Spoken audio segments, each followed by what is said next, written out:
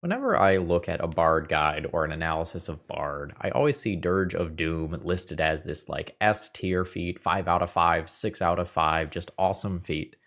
And I think it's bad.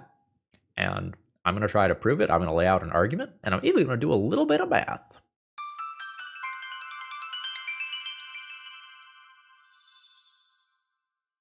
Hello, folks. Phil Gallagher, aka 3 here, for what I guess is a guide on Bard composition cantrips, but we're really focusing on Dirge of Doom today. And I'm going to set a baseline by establishing what the 3 early game composition cantrips do: Courageous Anthem, Rallying Anthem, and Dirge of Doom. There's another one, we're going to ignore it. It's kind of bad. Very niche. And I always see Dirge of Doom listed as this incredible feat, this must-have feat, borderline mandatory. This is the sort of language that I always see around Dirge of Doom. And I think the feat is actually quite bad. I think it is so bad that I am not even going to bother taking it on my Bard. That is my money where my mouth is. And I am going to show you my perspective on Dirge of Doom today. And I expect I'm going to ruffle a few feathers with this video. Good. I like ruffling feathers. It starts good conversations. So let's start with our baseline. What do the 3 early game composition cantrips actually do combat-wise? Your baseline Bard composition cantrip is Courageous Anthem. This is the one that you just get for being a Bard. You inspire yourself and your allies with some fun words.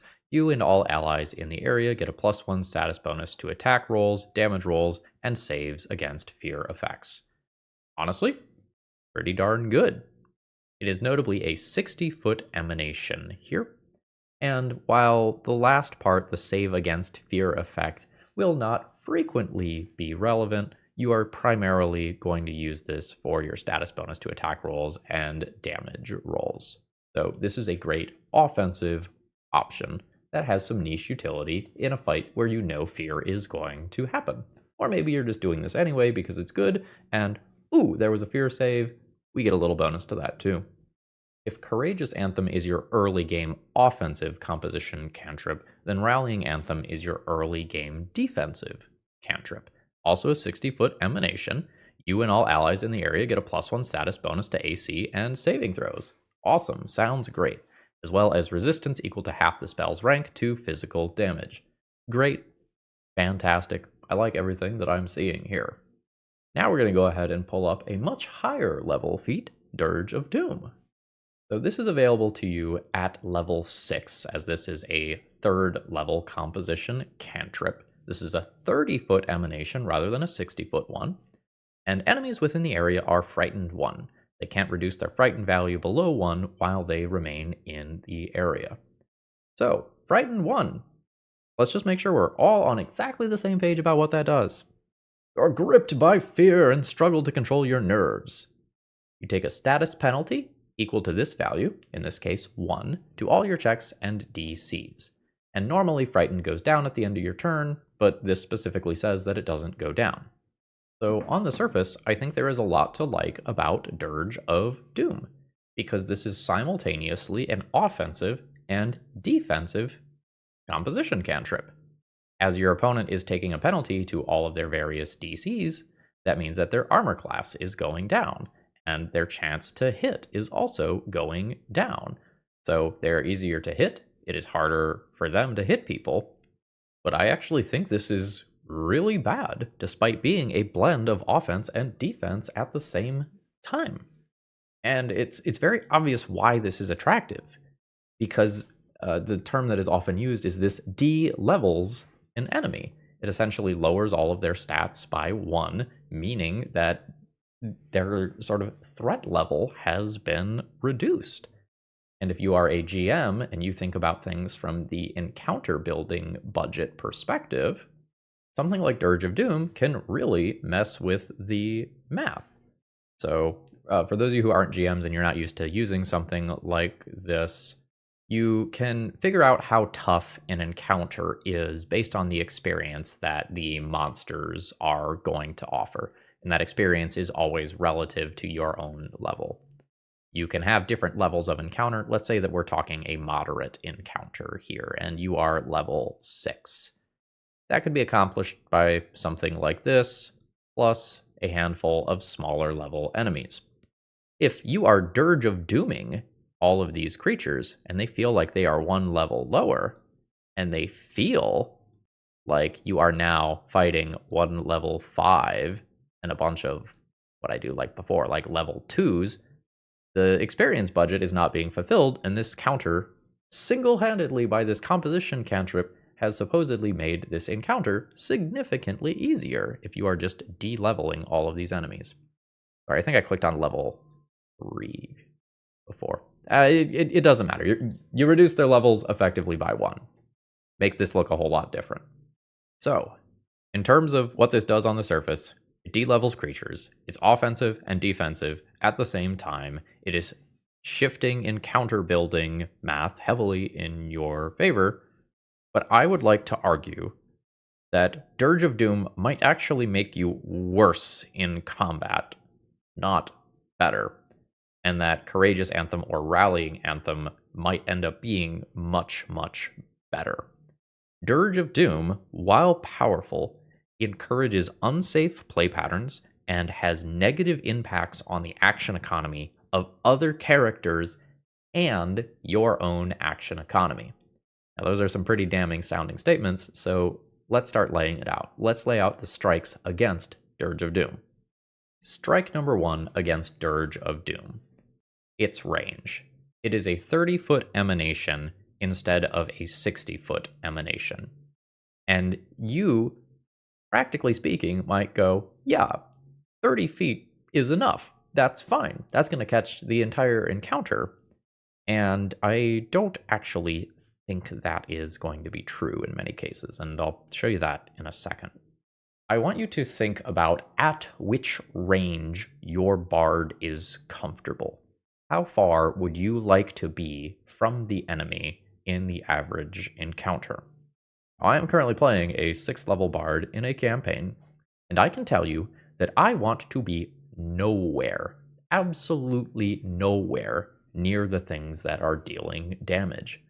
I got crit on last fight for about 3/4 of my life total and immediately was in danger and had to flee. And I want to avoid that happening as much as possible. I want to keep casting all of my really cool, tricky occult spells. Bard is a light armor character, maybe unarmored, depending on how exactly you have built them. You likely have not invested heavily in con. It probably doesn't make sense for you to go very, very heavily into other defensive options like armor training or toughness. You probably have other priorities other than that early on. And so you don't want to get in the mix in the vast majority of cases. And in fact, I think you don't need to get in the mix at all because your options beyond a range of 30 feet are actually very, very good. Force Barrage is often going to be taken as a level 1 signature spell for someone who is an occult caster. It always hits. It's very flexible in terms of action economy, being able to cast it for 1 action or 3 actions. It has a whopping range of 120 feet. For the most part, if it's on the map and you can see it, you can probably go and target that thing. And beyond this being a long-range spell, in terms of your purchasing power and what items you are likely to get, there's actually 2 items that bards are very likely to get early on in their career that give them Force Barrage. A Wand of Shardstorm, for example, gives you a once-a-day casting of Force Barrage at the indicated level, which will be level 1 for the 5th level item version of this. But notably, then at the beginning of your turn, it just keeps pew, pew, pew, pew, pew. It just keeps shooting once per turn as if you use the 1 action of that spell. So you could 1 action to activate this on one of your turns, and then for the remainder of the combat, every turn, pew, pew, pew. It just keeps going from 120 feet away. And you might end up with a staff or a coda, which is basically a staff, but for bards because it's also a musical instrument, such as Drums of War, which gives you a casting of Magic Missile, aka Force Barrage after the remaster update. And I could go through a very long list of spells that are fantastic that are like spell slots level 1 through 3 that are on the occult list, just like I just did for Force Barrage. Instead of just pulling them all up one by one, I'm just going to read off some options here. Illusory Object, which is great at level 1 or even better at level 2, has a 500-foot range.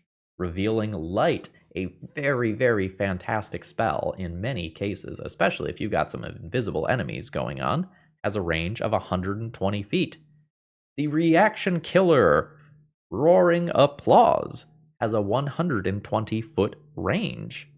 Inner Radiance Torrent, a spell which notably is a little broken in terms of how well it heightens, is a 60-foot line. And if you get a little more creative, some spells have more range than they actually say they do. I really like summon spells. I think they are great, despite conventional knowledge saying that summon spells are quite weak. The summon spells have a base range of 30 feet. Well, Phil, why are you saying they have a base range of 30 feet? Well, great question. Because you are going to summon a thing within 30 feet of you. And then whatever thing that you summon is then going to determine its range from that spot that you summoned it. So you can summon something 30 feet away from you, and then maybe that creature has 30 feet of range on its spells, meaning that at a minimum, Summon Fae realistically has a 60-foot range. And just to realistically show that off with a creature, I like summoning leprechauns. They are fun. A leprechaun that you summon, for example, could just use a simple cantrip such as Telekinetic Projectile, which has a 30-foot range, and that is an example of Summon Fae just having a 60-foot range. And if it goes and casts something like Illusory Object, if the 500 feet wasn't enough and you need that extra 30 feet, don't worry, Summon Fae does have you covered. And even your class's primary reaction, Counter Performance, has a range of 60 feet. And so all these base actions that you are probably going to want to do don't require you to be within 30 feet, at least not 30 feet of the enemy. And I think this is the point where we should probably go to a battle map and start looking at the logistics of an actual combat. So this is a battle map that my DM flooped us on last session. And just for reference, a 30-foot emanation such as Dirge of Doom is the purple that I have here, and the red emanation here is a 60-foot emanation that you could get from Inspire Courage or Rallying Anthem. So let's say, whoop, we zoom in a little bit. Here's my Bard riding on a leg chair, Beastmaster archetype. And our fun little purple cat friend here is what we are going to be fighting. In theory, this fun little cat friend can just very easily stride up to me and murder me with whatever it's going to do. Slash at me, stab me, maybe it's a pirate cat, I don't know. And I don't want to be within this 30-foot emanation of this creature. How about this, though? This is a lot more comfortable. This is a lot more comfortable. I do not want this creature to be able to take a single stride and come up to me and hit me.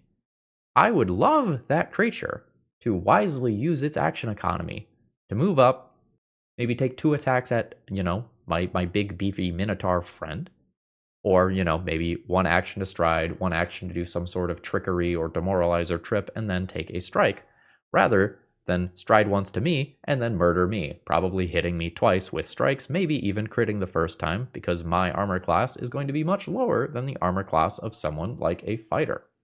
And in terms of very specific positioning, if I need to be 30 feet away from, let's say, our Minotaur friend here, I can do something like this. I can be within 30 feet of my ally while being outside of 30 feet of the enemy very easily, so that if that enemy has like a 25 or even 30-foot movement range, they just don't get to me immediately. And if I need to stay in 30 feet range, or very specifically the Soothe spell, which is on the occult spell list, and is another thing you might take as a first level or second level signature spell, I can still do so. And realistically speaking, I am not that far away from this character, but this character is already at the edge of my emanation. So what if we start the battle and our Minotaur charges up ahead, does something like a sudden charge to go in and get at this enemy? Well, they would already be outside of range of my theoretical aura, which would force me on my turn, if I want to keep Dirge of Doom active, to get closer and closer to this enemy. I've realized that I've not anchored my character quite center here. The center line is actually here, 1 square back. My bad on that. Everything that I'm saying still holds true, though. And what is the cost of using a movement action to keep an enemy within this aura? It's actually pretty high. If you are going to do something like run a sustain spell, such as a summon, you can normally do a 2-action spell of some kind and sustain that spell and have a good turn. Or you can do something like activate a wand, command an animal companion, and still do something else, like a bone mow or a demoralize or something like that. And as soon as you start doing movement actions to maintain enemies being within your aura, you are taking away your own action economy to make your Dirge of Doom good. Now, many of your fights aren't going to be single enemy fights. And indeed, this fight started with a whole bunch of wolves up in this general area that we were trying to sneak up on. I think there were like 6 or 7 wolves up here.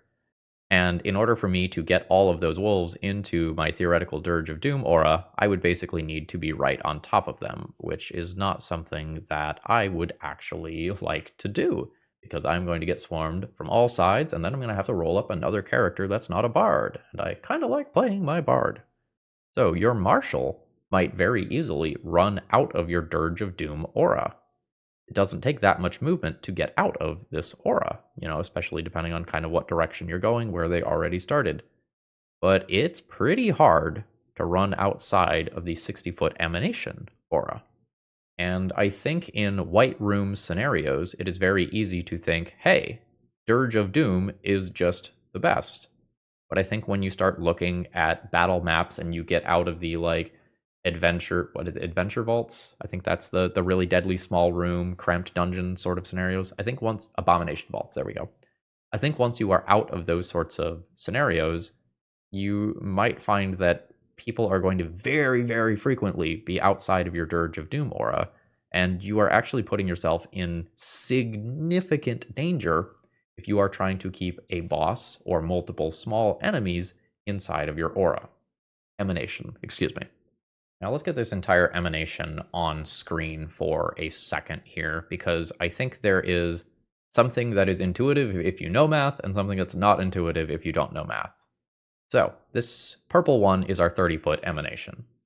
Let's move this separately. Our red one is our 60-foot emanation. Notice here how the purple one could fit in here multiple times, not just 2. The red emanation is not double the size of the purple emanation. It is much, much bigger than that due to how the math works. And this is just really straightforward math, just the area of a circle. You square your radius, you multiply it by pi, pi r squared. Let's go. So we've got our 30-foot emanation. Our total area, 2,827. 2,827. Well, what if we change that to 60 feet instead? 11,309. So this is a massive, massive difference. And if you have ever gone into the math of hey, why are these pizza sizes different prices? Is this a value? This is kind of what's going on there. So when I am talking about the total area impacted by one of these emanations, the 60-foot emanation is massive. Almost no matter how those characters move around in the combat, no matter how dynamic that combat is going to be, a 60-foot emanation is going to practically cover most combats. And I think this 30-foot emanation is not going to get the trick done. At least not without you putting yourself in a dangerous range. And this is an emanation. It's centered on you. So it's not like you can just go and put this in, the perfect spot like you could with a burst. This is coming out from you. And you might need to realistically be within a stride's length of danger in order to get the enemies within your emanation. So let's recap this thus far. We're kind of at the end of strike 1 on the range. You are squishy as a bard. You do not want to use your actions to get closer to your enemy. Dirge of Doom says get closer to your enemy so that they are within your emanation.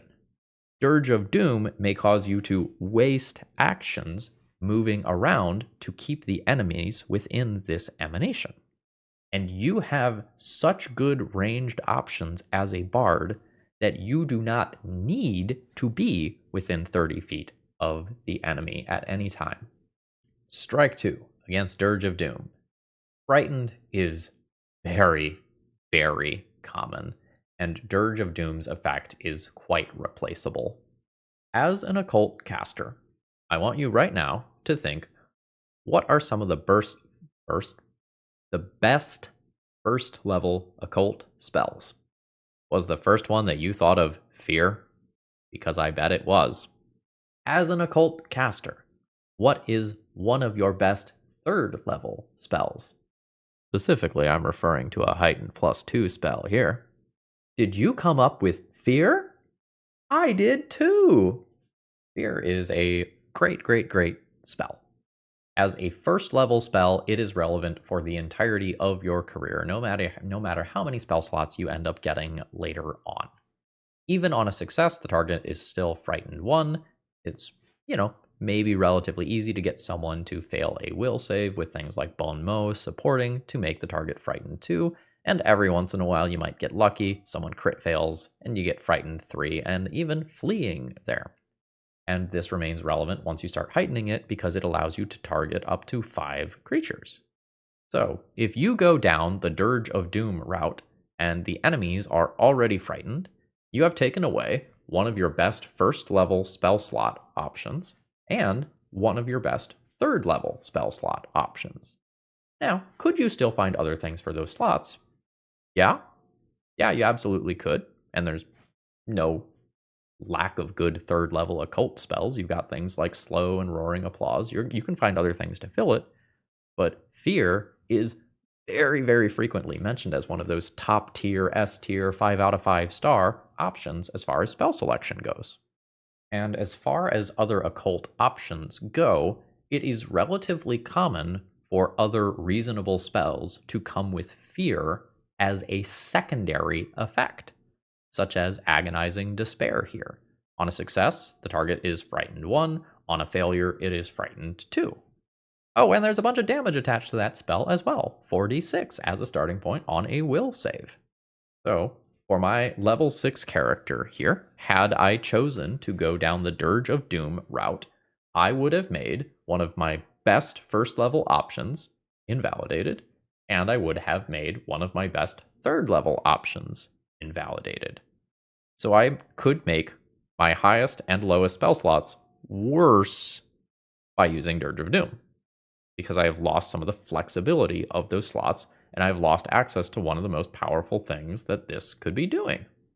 And if that is not bad enough, you also might be hurting your allies' actions by taking Dirge of Doom. Demoralize, the intimidation skill, these are things that players very commonly will build around. Being able to demoralize enemies is incredibly strong. And if you are auto-frightening enemies, do your other PCs have actions that they're going to do? Or have you just taken away the good third action that a character had? If you are using a different composition cantrip, your allies can demoralize, which supports both melee characters and casters in a very favorable way. You might be taking away a very valuable option from other people by using Dirge of Doom. And if you are sitting down at a table of random people that you haven't played with before because you are doing something like Pathfinder Society, you don't know what feats, what options those characters have, how they have built their characters in advance.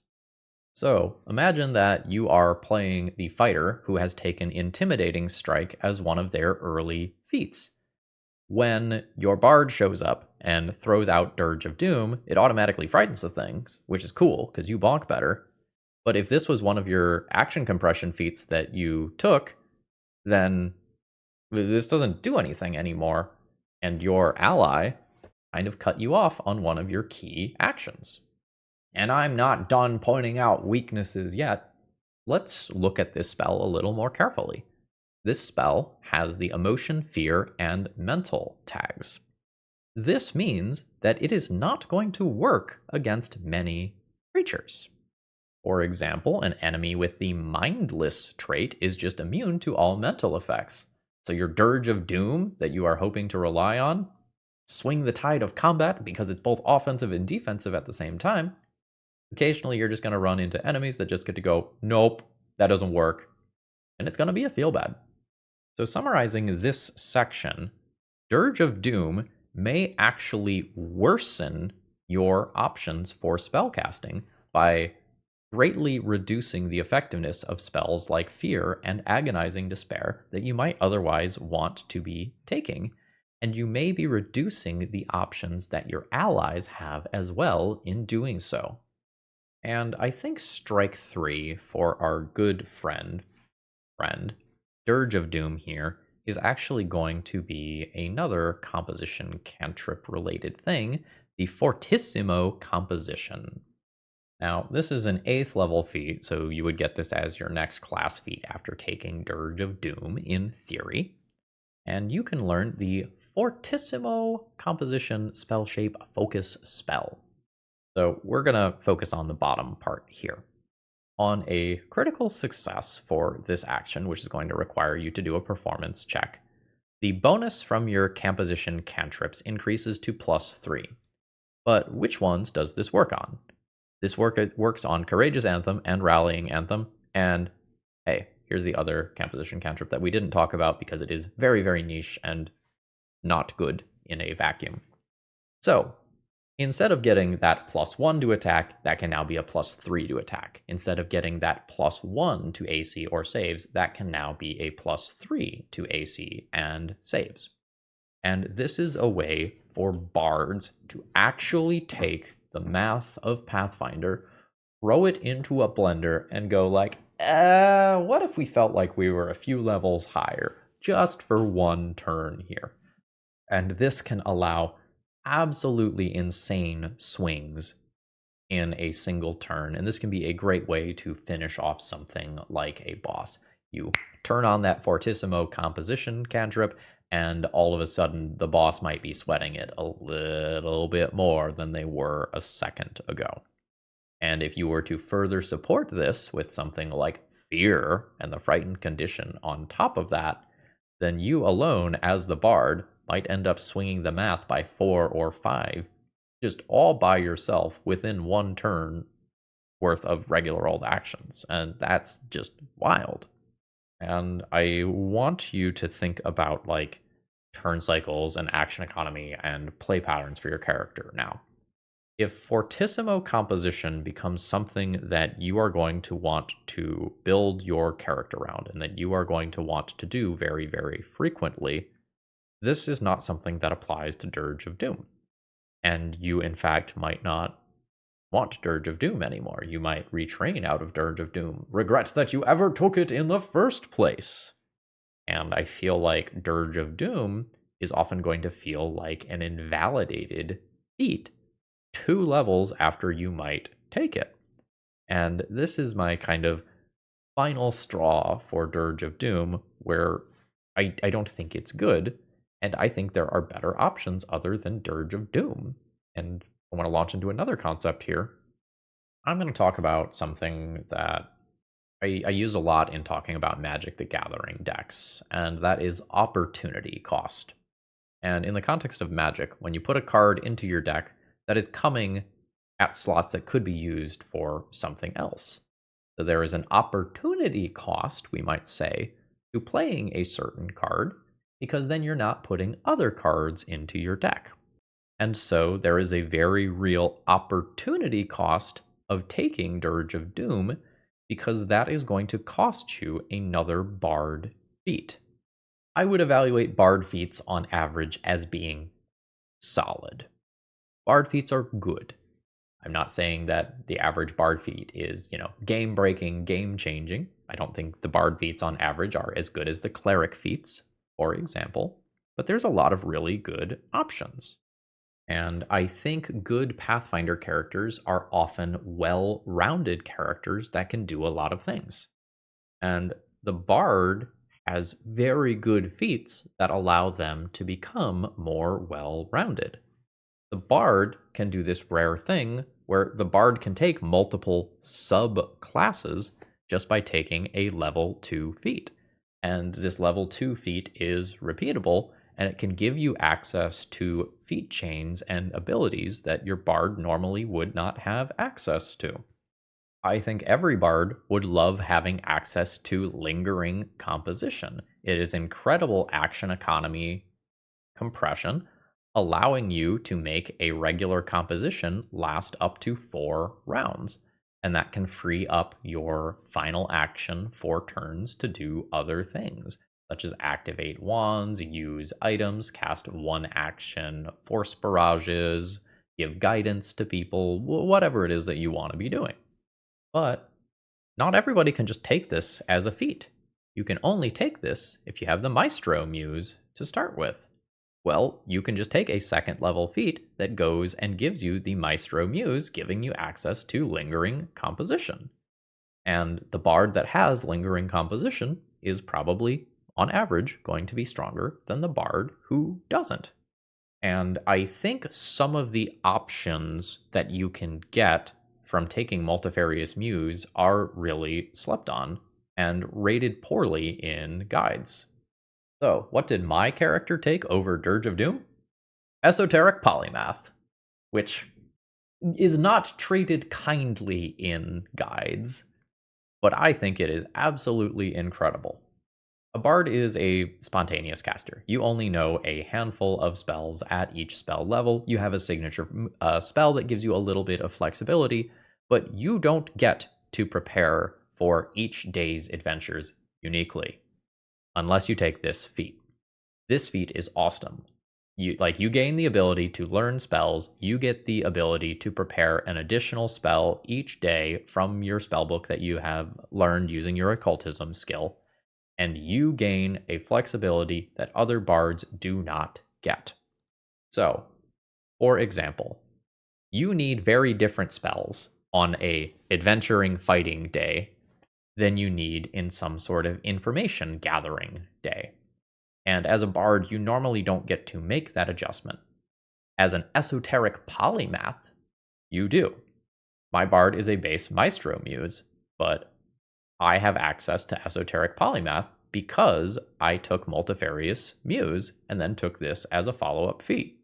So, would I, as a bard, normally take a spell like Pocket Library that is incredibly focused on the recall knowledge action? No, I don't know that I would. While I might like some out of combat utility spells, I think I took Translate in my second level spell slot where I had a little bit of flexibility. However, if I know that I'm going to spend the day in the library, if I'm going to spend the day in town, that morning being able to prepare Pocket Library as a signature spell is probably going to mean that I am going to have a more fruitful day if I am trying to do some recall knowledge checks, to do some research around town or something of that general nature. While recall knowledge is often focused on as an in-combat action, it's just recalling a bit of knowledge about a topic associated with a skill. It doesn't necessarily always have to be used for monster weaknesses, monster vulnerabilities, lowest saves, and things of that nature. And a feat like this one can give you a lot of extra flexibility. How many of you have built a character and you just agonized over what your signature spells were going to be? Especially if you want to do something a little bit fun and a little bit quirky, like I did by taking Summon Fae as a signature spell. That comes at the cost of something else not being my signature spell. So I have ended up with Soothe and Inner Radiance Torrents and Summon Fae as signature spells. Well, if I need another signature spell for that day, I can change it. Bam, all of a sudden Fear is a signature spell when I know that I'm going to go into a day where I'm likely to fight a bunch of things. And I, without using Dirge of Doom, can just fear 5 things at the same time. I can become a better problem solver for the party if I have more flexibility. And I think taking Dirge of Doom can limit your flexibility because you're already limiting the things that you're doing with your spell slots, and taking Dirge of Doom is coming at the opportunity cost of you expanding the range of your bard. And what I would have you ask is, do you think Dirge of Doom is actually pulling its weight relative to the other things that you could be taking in Dirge of Doom's spot? And I think the answer frequently is going to be no, it doesn't actually end up pulling its weight at the end of the day. And I kind of think it's a trap. So why don't we go ahead and wrap up this video now? So, is Dirge of Doom bad? I think so. I think Dirge of Doom is very overrated. I think it can cause a lot of problems for your party. Does that mean that it is objectively wrong to take Dirge of Doom and that this feat is never going to be good? No, certainly not. So many places online just absolutely praise this. They think that it is great. And if you build your character differently than I do, if you think about the game differently than I do, if you are a little more willing to risk your beautiful bard boy in combat, then yeah, you might evaluate Dirge of Doom a little bit differently than I do. There is certainly attractive about no save frightened one that is just never going away. A status effect that never goes away, like that sounds pretty cool.